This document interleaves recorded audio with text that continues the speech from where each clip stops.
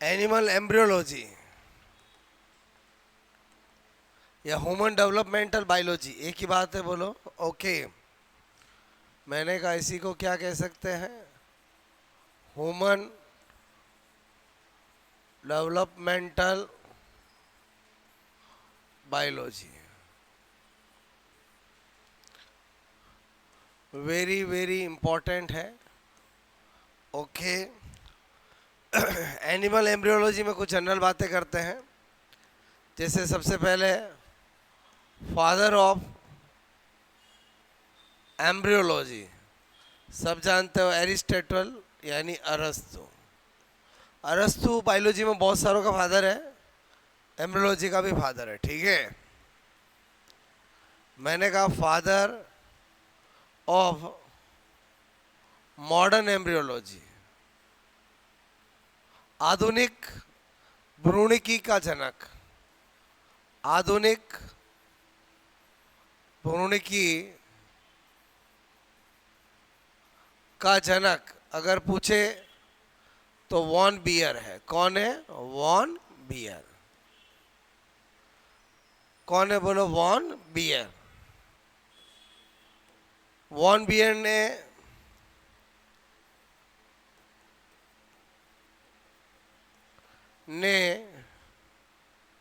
Embryology में Baer का नियम दिया तथा बताया कि एम्ब्रियोनिक डेवलपमेंट, भ्रूण की विकास जब होता है तो पहले सिंपल स्ट्रक्चर्स बनती है, फिर कॉम्प्लेक्स स्ट्रक्चर बनती है। बोलो, एम्ब्रियोनिक डेवलपमेंट भ्रूणीय, ठीक है, भ्रूणीय बोलो विकास में पहले सिंपल स्ट्रक्चर्स बनती है, फिर कॉम्प्लेक्स स्ट्रक्चर बनती है। बात समझ में आए बोलो? उसके बाद फादर ऑफ एक्सपेरिमेंटल एम्ब्रियोलॉजी,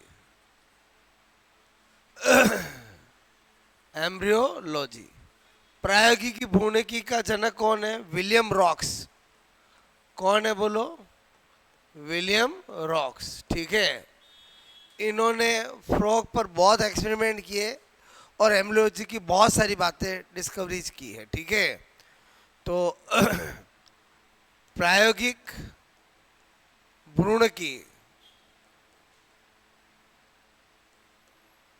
भ्रूणिकी के जनक,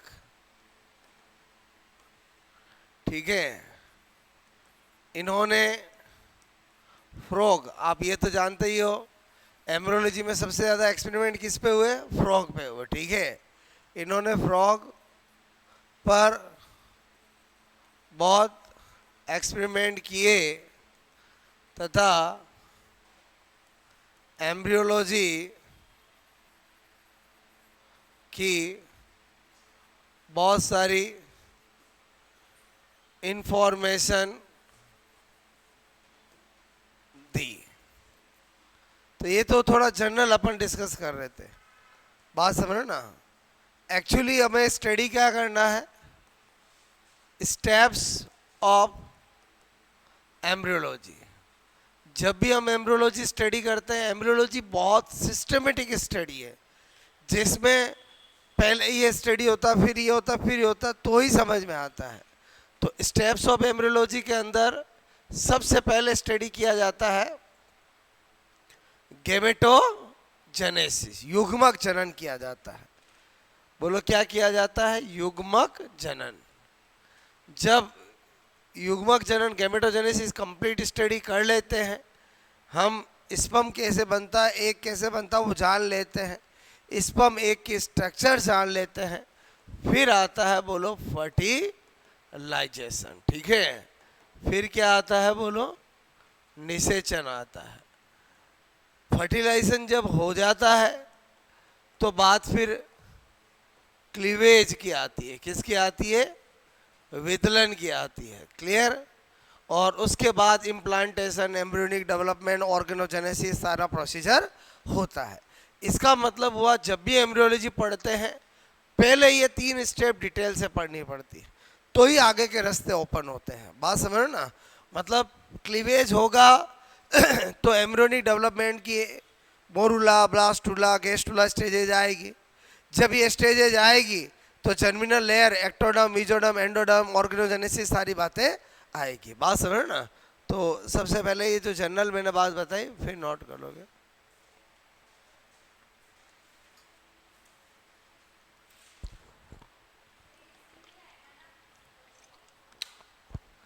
नई यूनिट है जिसका नाम है animal embryology, human embryology. Human embryology word इसलिए लिखा है या एनिमल एम्ब्रियोलॉजी, बिकॉज प्लांट की भी एम्ब्रियोलॉजी हम स्टडी करते हैं। बात समझ ना, ओके।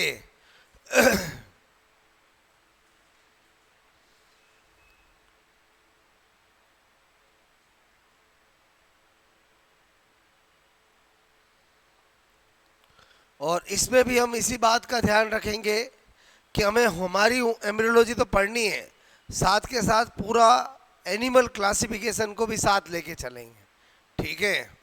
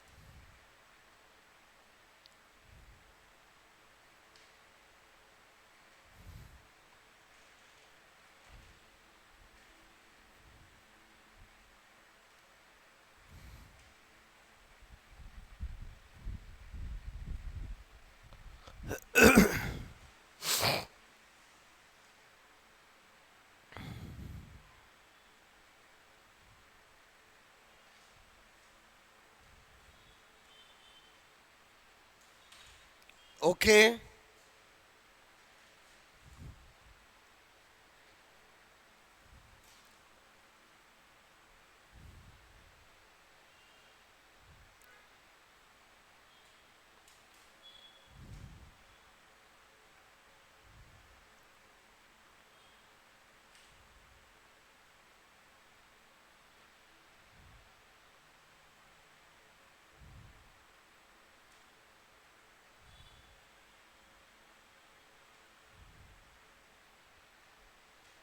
ठीक है।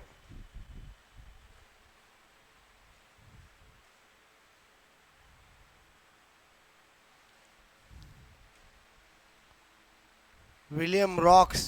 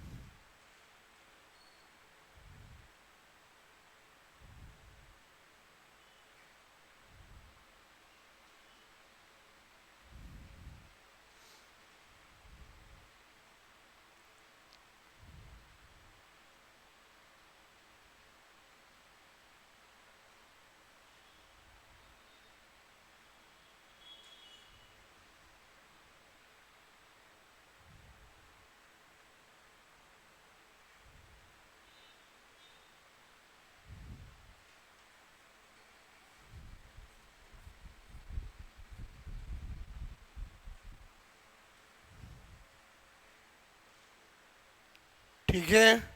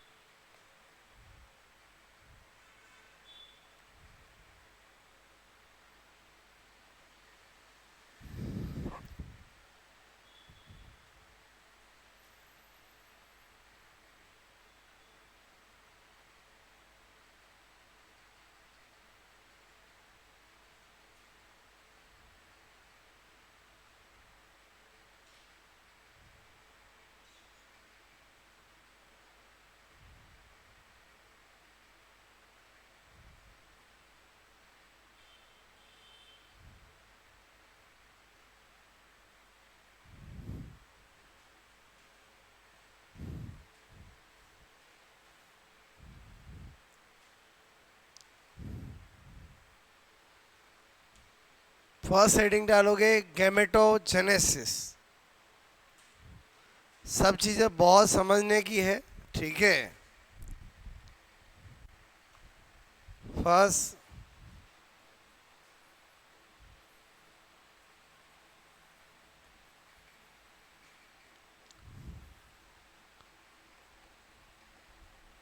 युग्मक जनन, नेम से पता चल रहा है स्पर्म और एग का फॉर्मेशन, ठीक है।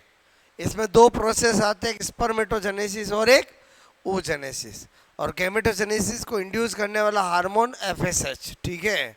तो मैंने कहा इसे इंड्यूस करने वाला हार्मोन, इसे मतलब किसको, गैमेटोजेनेसिस को। FSH follicular stimulating hormone, follicular stimulating hormone होता है, ठीक है। एफएसएच पिट्यूटरी ग्लैंड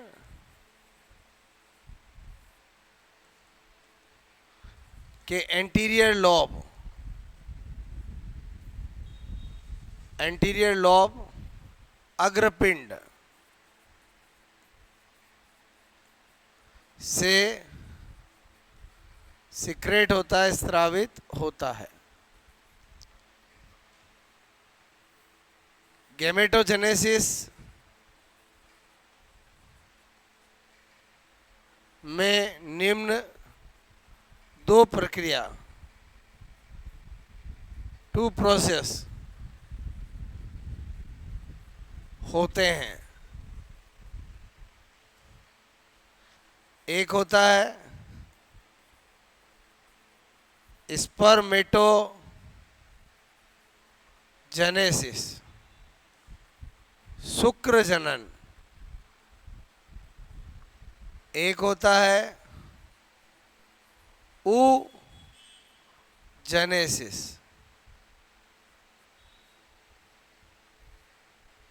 अंड जनन, ठीक है। एक स्पर्मेटोजेनेसिस और एक क्या होता है, oogenesis। दोनों पढ़ने हैं, ओके। स्पर्मेटोजेनेसिस टेस्टिस में और ये ओवेरी में, तो पहले ही नोट करो फिर पढ़ते हैं।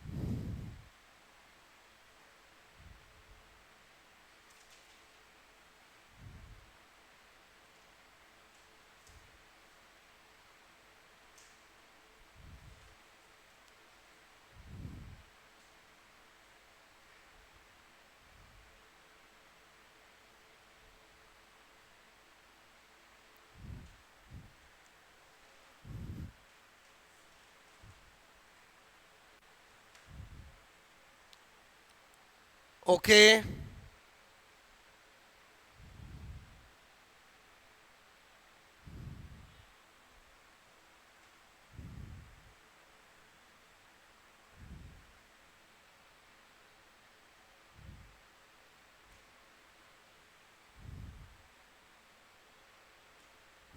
नाउ फर्स्ट स्पर्मेटोजेनेसिस,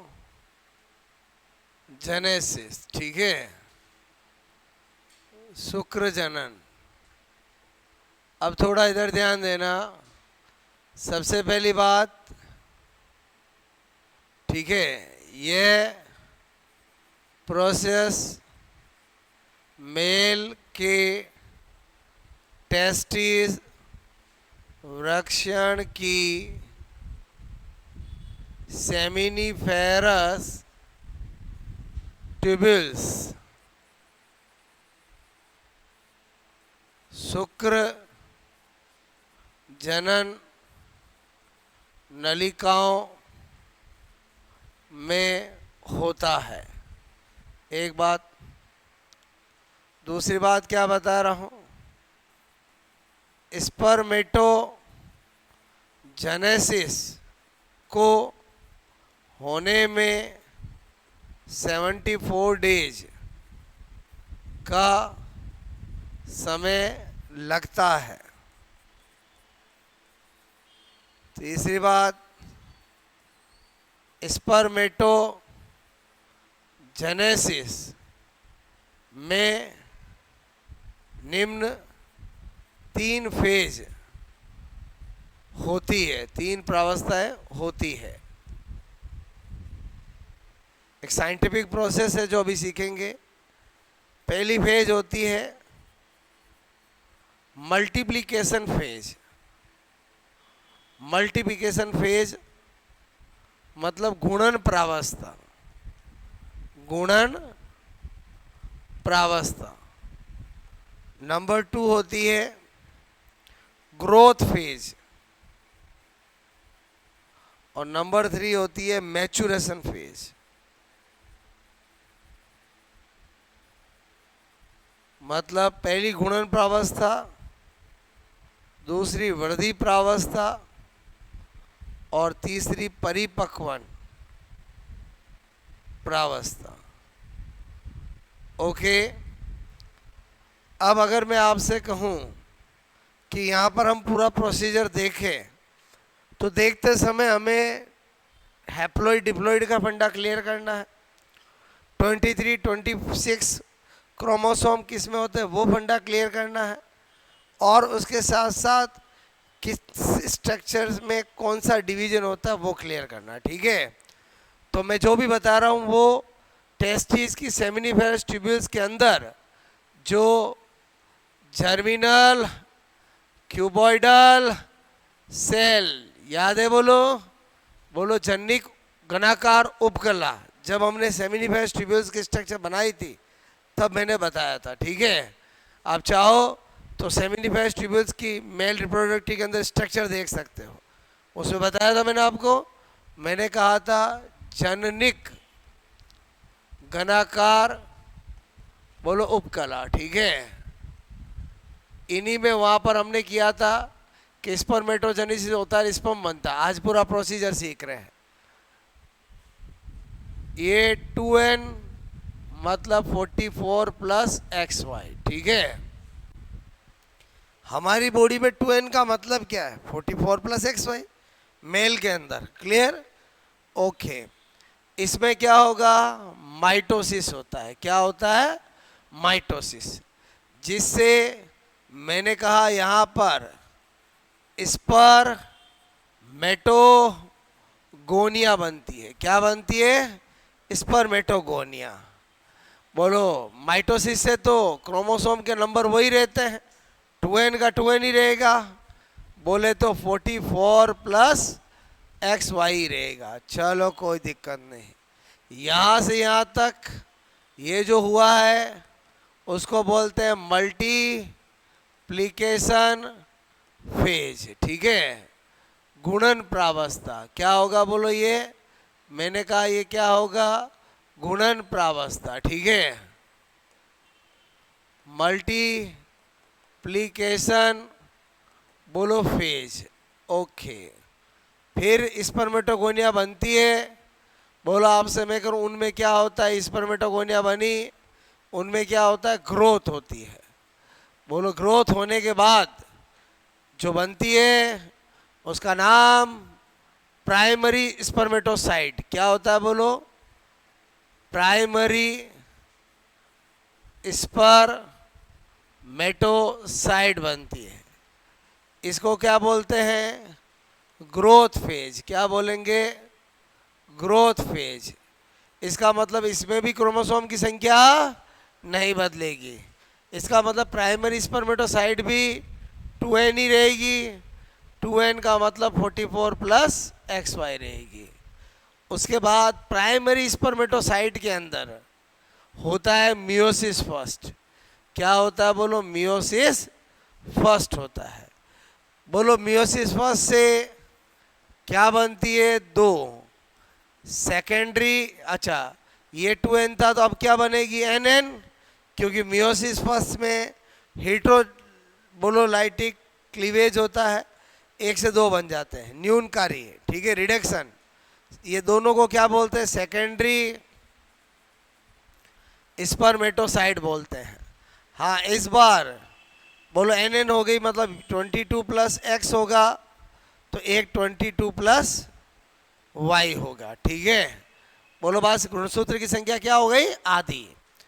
फिर मियोसिस 2 होते हैं, एक मियोसिस फर्स्ट और एक मियोसिस सेकंड। एक मियोसिस में 2 मियोसिस होते हैं, मियोसिस सेकंड होगा। मियोसिस सेकंड माइटोसिस के समान होता है, n है तो n ही रहता है, 2n है तो 2n ही रहता है। फिर बोलो आपसे मैं कह रहा हूँ इससे 2 बनेगी, इससे भी 2 बनेगी, क्लियर। इनको बोलते हैं स्पर्मेटिड। अभी भी स्पर्म नहीं बना है, क्या बना है, स्पर्मेटिड, क्लियर। अब इस स्पर्मेटिड पर कौन कर्व करता है, गोल्जी बॉडी। और गोल्जी बॉडी इनको किस में बदल देता है, स्पर्म में बदल देता है। इसका मतलब हुआ स्पर्मेटिड और स्पर्म में किस बात का अंतर हुआ, स्पर्मेटिड नॉन मूवेबल होते हैं, मोटिलिटी एब्सेंट होती है और उनमें टेल नहीं होती है।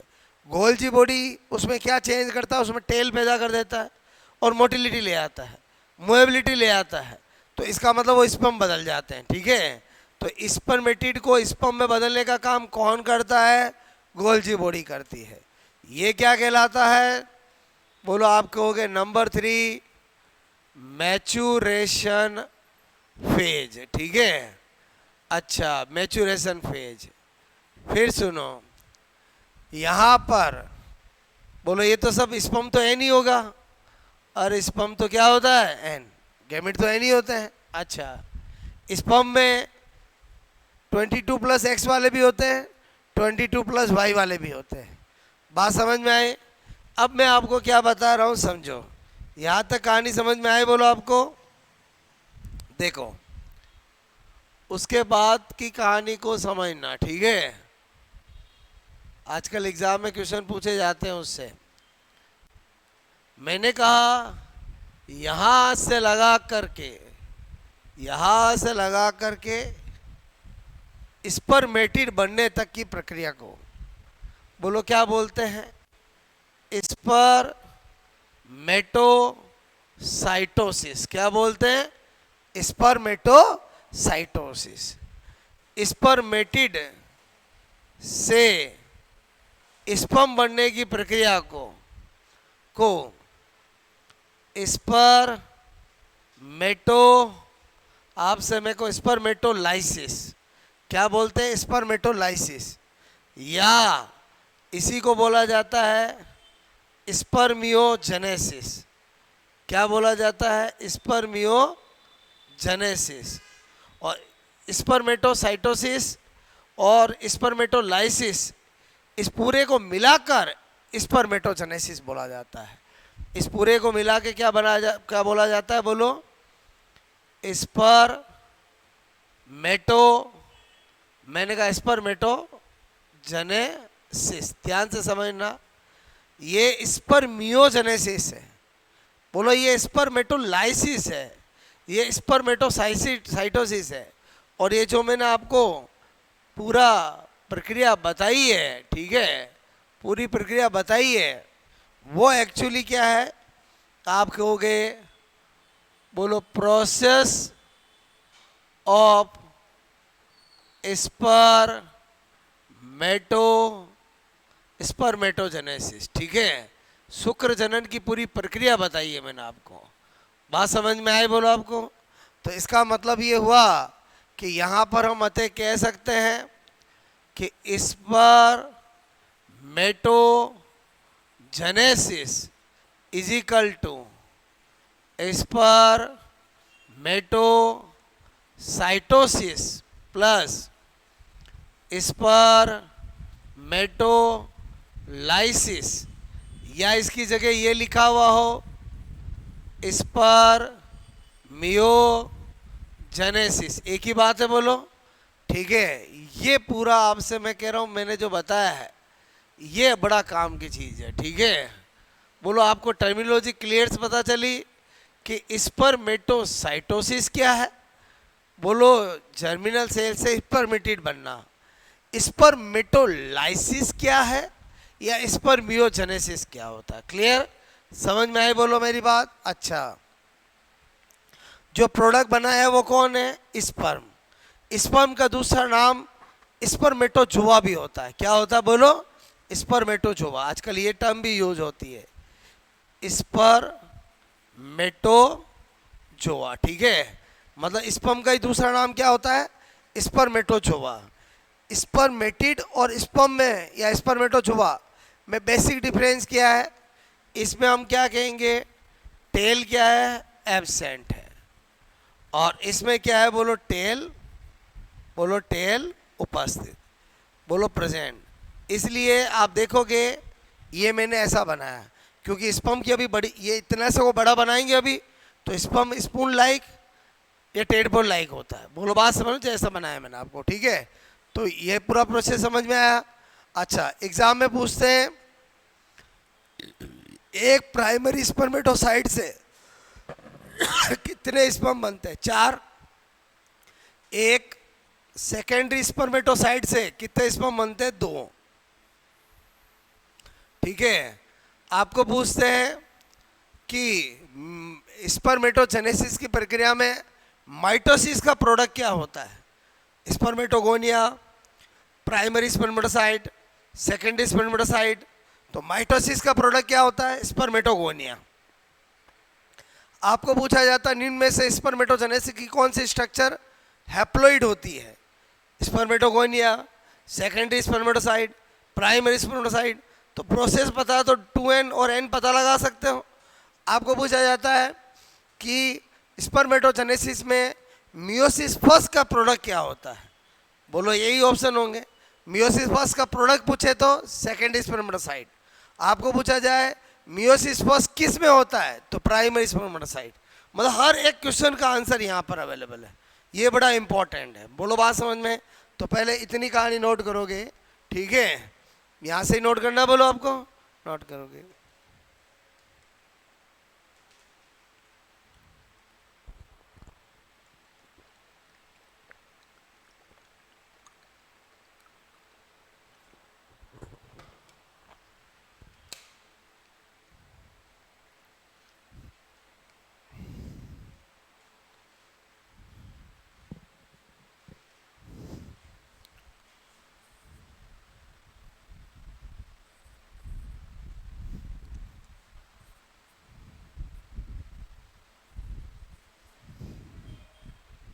$74 days।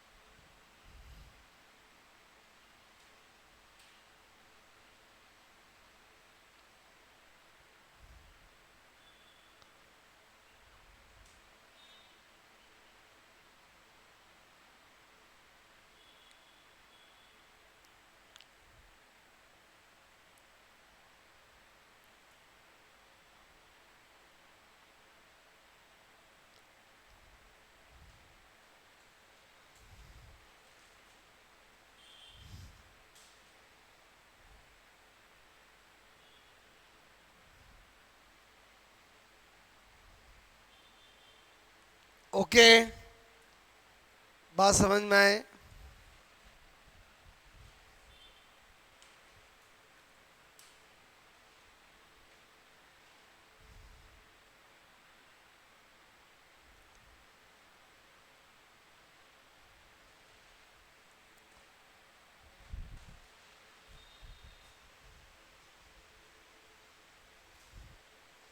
एक एक चीज पता चल रहा है मैंने क्या लिखा है, बोलो।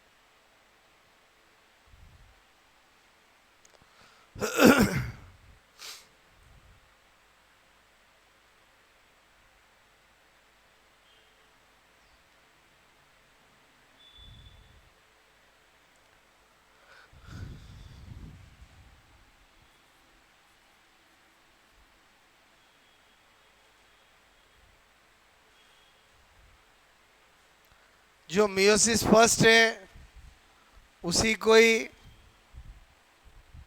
मैचुरेशन, डिवीजन फर्स्ट भी कहते हैं, और मियोसिस सेकंड को मैचुरेशन, डिवीजन सेकंड भी कहते हैं।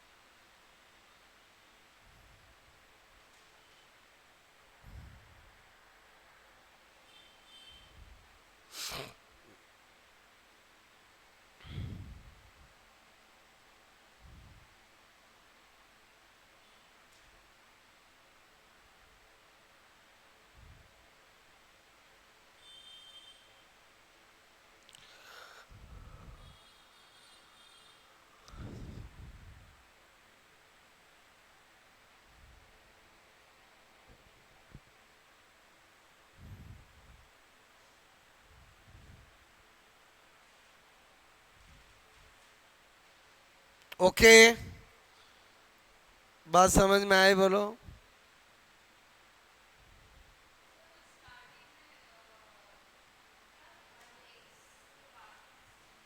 ये 2n is equal to 44 plus x y. Total male में 46 क्रोमोसोम होते हैं ना, बोलो 44 प्लस एक्स वाई, ठीक है।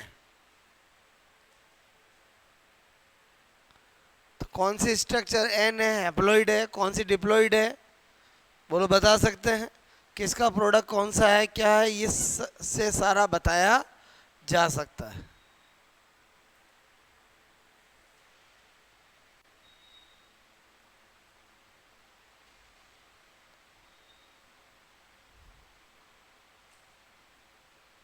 किया ये नोट? बोलो। ठीक है, इधर ध्यान देना। ये आपने किया नोट?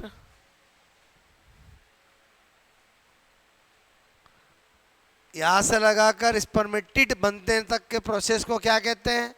स्पर्मेटोसाइटोसिस। और स्पर्मेटिड से स्पर्म बनने को क्या कहते हैं? स्पर्मेटोलाइसिस या स्पर्मियोजेनेसिस। और इन दोनों को सम्मिलित रूप से क्या कहते हैं? स्पर्मेटोजेनेसिस। गोल्जी बॉडी का रोल है स्पर्मेटिड को स्पर्म में बदलना। इट मीन्स स्पर्मेटिड में टेल एब्सेंट है और इसमें टेल प्रेजेंट है, तो ये चेंज करने वाला कौन सा ऑर्गन है? बोलो, गोल्जी बॉडी, ठीक है। गोल्जी बॉडी बहुत सारे फंक्शन करती है, उसमें एक फंक्शन ये भी है कि स्पर्मेटिड को स्पर्म में बदलना। और एक और चीज़, इस स्पर्मेटिड में एक्रोसोम एब्सेंट होता है, इस स्पर्म में एक्रोसोम प्रेजेंट होता है। वो एक्रोसोम का फॉर्मेशन भी गोल्जी बॉडी करती है। इसका मतलब हुआ tail absent and acrosome absent, ठीक है। और इसमें टेल प्रेजेंट एंड एक्रोसोम उपस्थित। एक्रोसोम क्या होता है, अभी स्ट्रक्चर बनाऊंगा पता चलेगा। तो इसीलिए एग्जाम में जब हम गोल्जी बॉडी पढ़ते हैं, सेल ऑर्गेनल, तो उसके बहुत सारे फंक्शन में दो फंक्शन ये भी लिखते हैं। एक फंक्शन क्या लिखते हैं? Formation of acrosome in sperm. और एक पढ़ते हैं conversion of spermatid in sperm. बात समझ ना?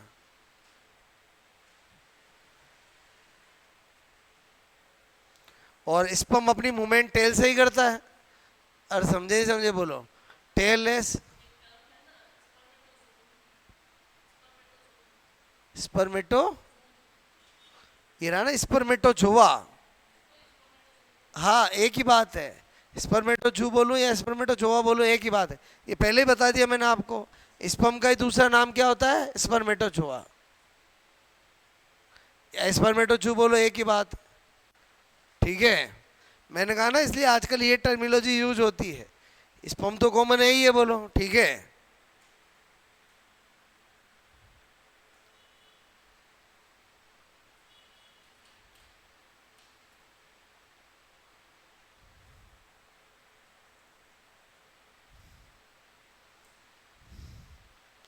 हुआ? बोलो नोट।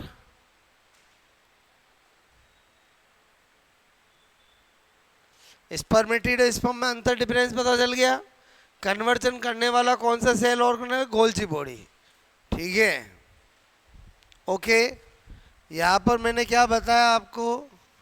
यहाँ पर बोलो, स्पेशल नोट में पहला स्पेशल नोट तो ये हो गया। दूसरा, एक प्राइमरी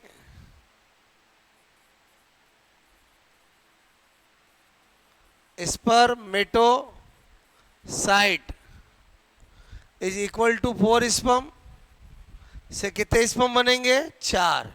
ऐसे लिखा, समझ में आया? बोलो। एक secondary spermatocyte is equal to 2 sperm. ये इसलिए कि एग्जाम में क्वेश्चन आता है, ठीक है। बोलो, मेरी बात समझ में? अभी क्वेश्चन कराऊंगा। नंबर 3, डिप्लॉयड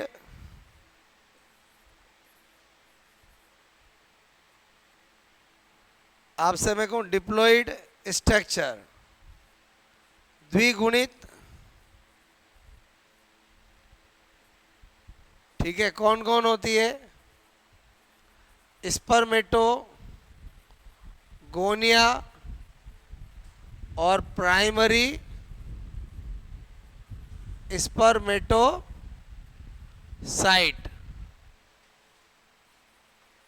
हैप्लॉइड स्ट्रक्चर कौन कौन होती है? अगुणित।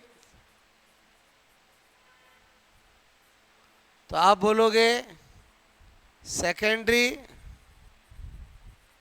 Spermatocyte, spermatid and sperm. ये क्या लिखा समझ में आया? बोलो डिप्लॉइड कौन कौन है और हैप्लॉइड कौन कौन है? समझ में आया? बोलो आपको। हैप्लॉइड में नंबर ऑफ क्रोमोसोम 23, डिप्लॉइड में 46, ठीक है।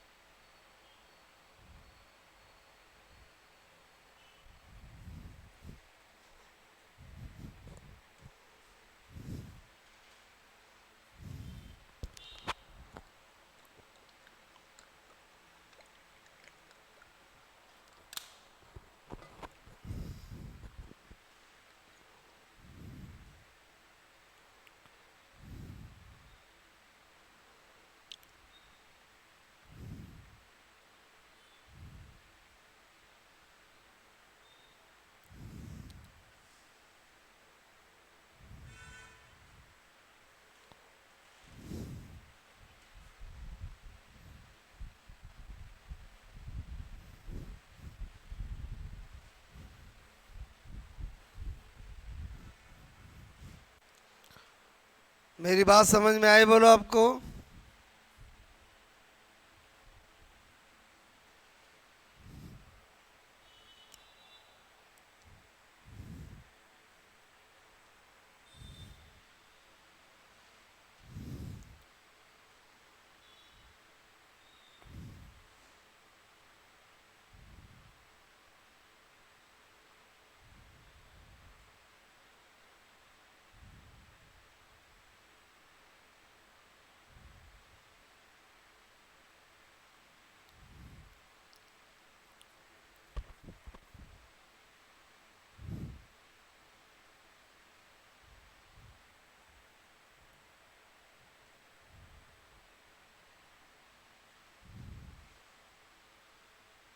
ओके, ठीक है। अब हमने देखा कि अभी जो बताया उससे ऐसा क्वेश्चन आ जाता है हाइपोथेटिकल। 400 स्पर्म बनाने के लिए क्रम से कितनी सेकेंडरी और प्राइमरी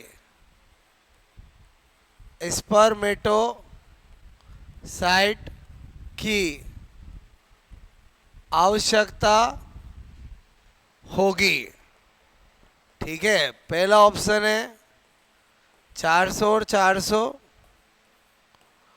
200 और 100, 100 और 200, ठीक है, और 200 और 200। बताओ क्या आंसर होगा? बताओ बताओ बताओ। एक लाइन लिखाई अभी मैंने आपको। पहले बात तो पहले क्या पूछा? सेकेंडरी का नंबर, फिर प्राइमरी का नंबर। एक प्राइमरी से 4 स्पर्म बनते हैं, तो इसका मतलब 400 बनाने के लिए 100 चाहिएंगे। समझ में आया? एक सेकेंडरी के 1 से 2 बनते हैं, तो 400 बनाने के लिए 200 चाहिएंगे। अगर प्राइमरी सेकेंडरी पूछते तो 100 200 हो जाता, सेकेंडरी प्राइमरी पूछ रहे तो 200 होगा। समझे नहीं समझे बोलो। और हाँ के ना एक बार वापस बताओ कि समझ में आ गया? वापस बताओ, इधर ध्यान दो। ये लाइन लिखा ही मैंने। एक प्राइमरी स्पर्मेटोसाइट से कितने स्पर्म बनते हैं? 4। उल्टा सोचो, 400 बनाने के लिए कितने चाहिए? 100। और समझे नहीं समझे बोलो। एक सेकेंडरी स्पर्मेटोसाइट से कितने स्पर्म बनते हैं? 2 स्पर्म। कितने बनते हैं? 2। तो इसका मतलब हुआ अगर आपको 400 बनाने हैं तो इधर 200 चाहिएगा। तो यही मैंने आपसे पूछा है। और बोलो सेकेंडरी और प्राइमरी पूछा तो 200 प्राइमरी सेकेंडरी पूछा तो 100-200। वो तो देखना पड़ेगा क्या पूछा है। बात समझ, नोट करोगे।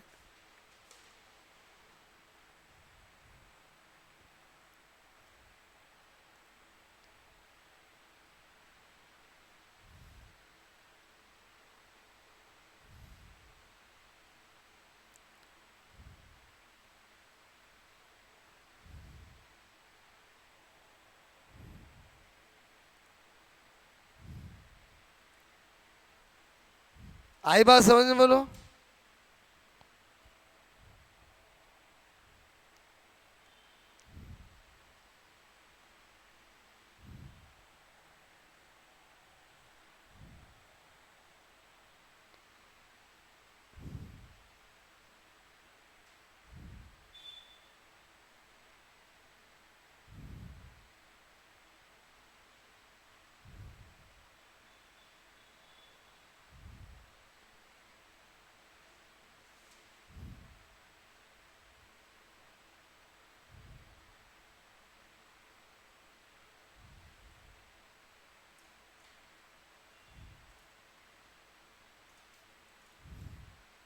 ठीक है, इसी तरह से क्वेश्चन उल्टा पूछता हूं। मैंने कहा अगर हमें कहा जाए 10 बोलो प्राइमरी एंड 10 सेकेंडरी स्पर्मेटोसाइट से क्रम से कितने कितने स्पर्म बनेंगे? पहला ऑप्शन 20-20, 40-40, 20-40 और 40-20। ठीक है, बताओ बोलो क्या होगा?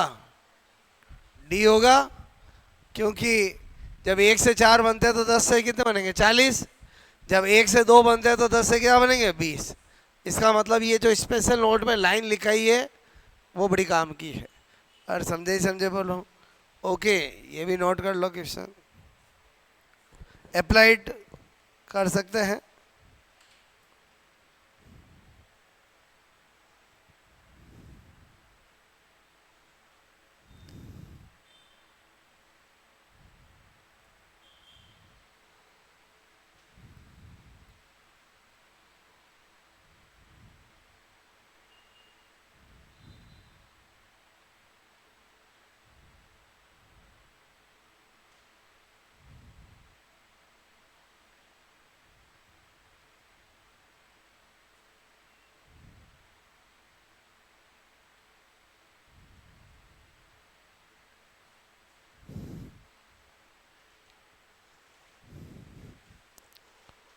ठीक है, अब जिस प्रोसेस को हम पढ़ रहे हैं उसका प्रोडक्ट कौन है? स्पर्म। तो मेरे कहने का मतलब है किसके बारे में जानेंगे? स्पर्म के बारे में। ठीक है, शुक्राणु। नंबर 1, पहली बात,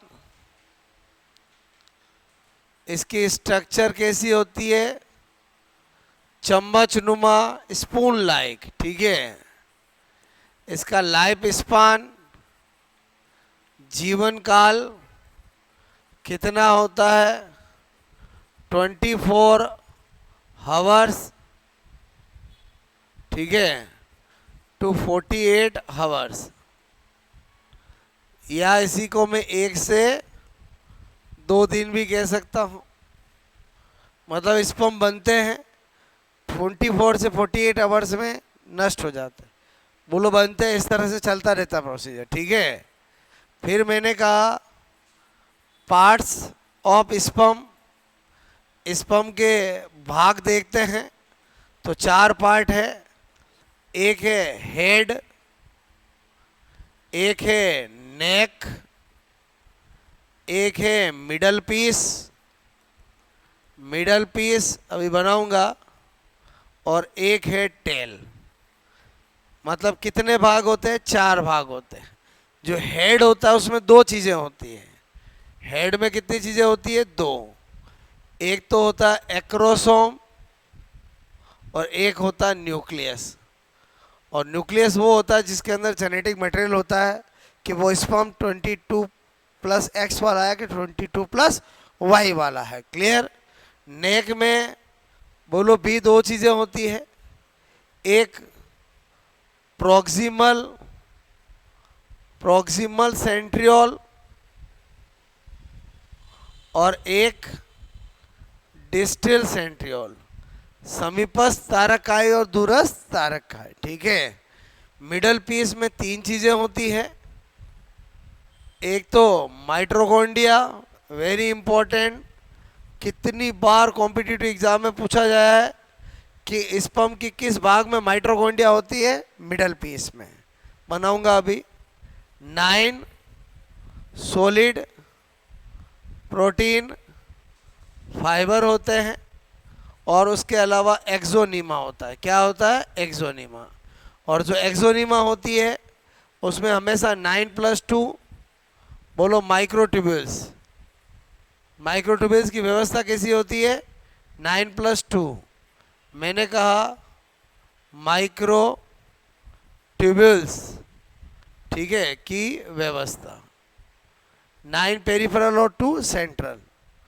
टेल में भी दो चीज होती है, एक मेन पीस और एक एंड पीस। ठीक है। अभी सब बनाता हूं। इतनी बात समझ में आई? बोलो आपको। पहले ये नोट करो, फिर स्ट्रक्चर ऑफ स्पर्म बनाते हैं।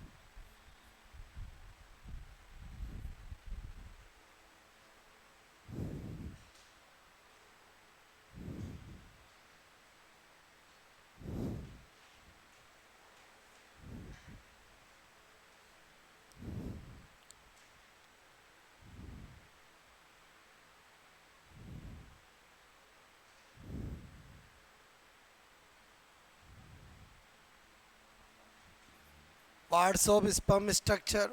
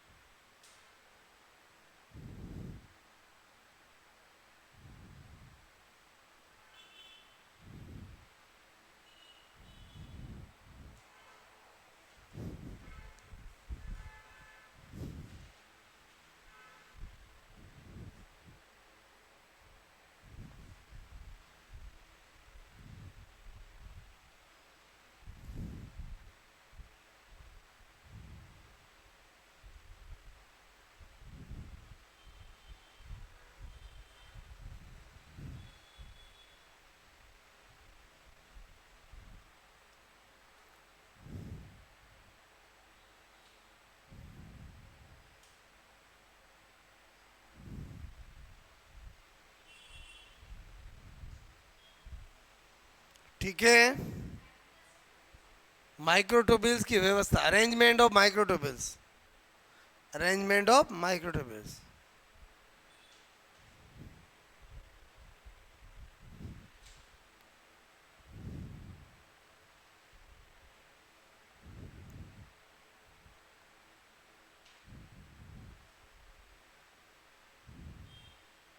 टेल के दो मेन पीस और एंड पीस, ठीक है। और अब क्या बता रहा हूं यहां पर, स्ट्रक्चर ऑफ स्पर्म। स्पर्म की संरचना हम देखते हैं, समझना।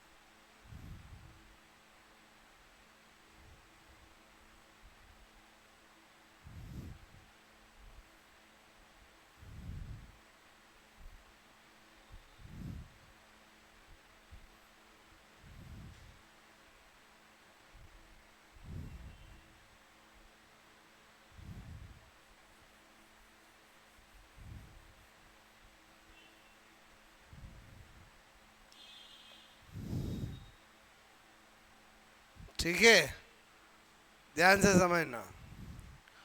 ये मैंने जो बनाया है सबसे आगे एक्रोसोम बनाया है। क्या बनाया बोलो? ये है एक्रोसोम, ठीक है। मेरे कहने का मतलब ये कौन है? एक्रोसोम। एक्रोसोम के अंदर क्या भरा होता है? Hyaluronidase enzyme. कौन सा एंजाइम भरा होता है? हाई ल्यूरिनीडेज एंजाइम, ठीक है। इसकी वजह से ही एक्रोसोम का वर्क होता है। जब स्पर्म एक के पास पहुंचता है तो उसकी प्राइमरी, उसकी एक मेम्ब्रेन को हटाने का काम करता है, सेकेंडरी एक मेम्ब्रेन को हटाता है, ठीक है। बोलो भेदन में सहायक होता है। अच्छा, उसके बाद ये जिसके अंदर क्या है बोलो? जेनेटिक मटेरियल है। वो कौन है बोलो? न्यूक्लियस, ठीक है। तो न्यूक्लियस जो होता है उसके अंदर क्या होता है? Genetic material. ये जेनेटिक मटेरियल का मतलब क्या कि वो स्पर्म 22+X वाला है कि 22+Y वाला है? बोलो 22+X या 22+Y, दोनों पॉसिबिलिटी होती है। बोलो बात समझ होगा एक।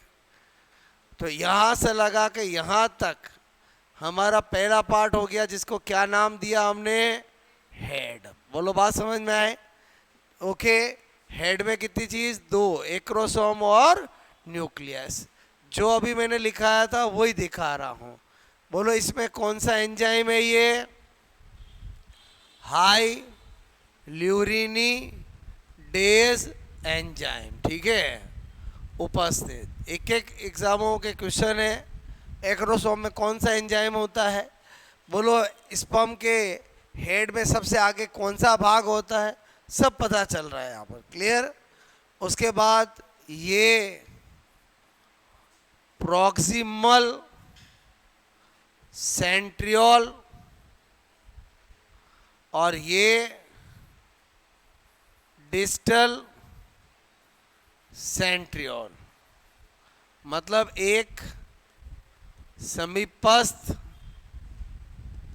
सेंट्रियोल या तारकाय और दूसरा दूरस्थ सेंट्रियोल। और ये जो भाग होता है उसको बोलते हैं नेक। इसका मतलब पूछा जाए स्पर्म के किस भाग में सेंट्रियोल होते हैं, आंसर क्या होगा? नेक होगा, क्लियर। ये पूरा मिडल पीस है। मिडल पीस के अंदर एक तो आपको ये जो नज़र आ रहे हैं 9, अब यहाँ पर 9 बता नहीं सकता हूँ मैं, बोलो, मतलब समझ गए ना, इसलिए डायग्राम ऐसे बनाया है। ये कितने हैं बोलो? 9 सॉलिड, प्रोटीन, फाइबर, ठीक है। अच्छा, ये जो लचकाती हुई है कौन है बोलो? एक्सोनीमा, ठीक है, जिसमें 9+2। और यहाँ पर क्या बता रहा हूँ देखो, इस मिडल पीस के अंदर ये जो भी बना रहा हूँ वो क्या बना रहा हूँ समझ रहे हो? और क्या बना रहा हूँ? माइटोकॉन्ड्रिया, समझ के बोलो। ये क्या बना रहा हूँ? माइटोकॉन्ड्रिया, ठीक है। यहाँ पर क्या नाम दे दिया मैंने? माइटोकॉन्ड्रिया। ओके, तो इसका मतलब ये मेरा कौन हुआ बोलो? ये कौन हुआ? आप कहोगे ये हुआ मिडल पीस। कौन हुआ बोलो? ये मिडल पीस, ठीक है, मिडल पीस, मध्य भाग। फिर आ जाते हैं, ये पूरा टेल है। टेल में ये जो टेल है ये है मेन पीस,